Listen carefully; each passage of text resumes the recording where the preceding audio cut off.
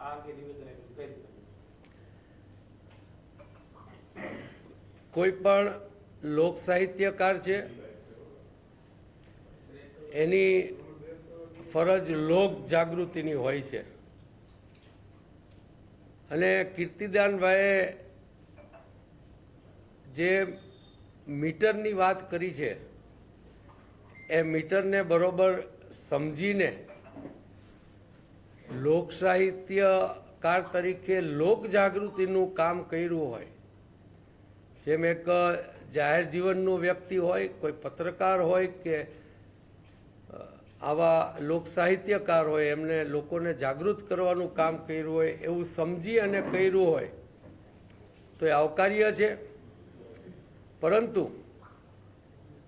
આવું લોક જાગૃતિનું કામ જેમ ધીરુભાઈએ કહ્યું છે એમ બરોડા, સુરત, રાજકોટ, મોરબી જેવા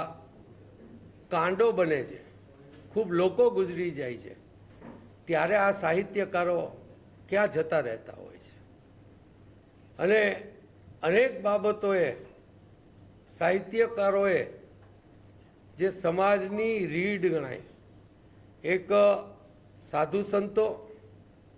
એક જાહેર જીવનના લોકો, પત્રકારો અને આ સાહિત્યકારો એ જાહેર જીવનની રીઢ ગણાય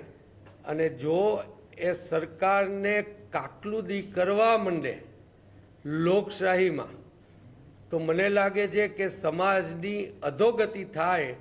અને ગુજરાતને એ તરફ વાળવાનું કામ આ બીજેપીએ બધાને ડરાવીને કરાવી રહી છે, એ ખૂબ જ દુઃખદ છે.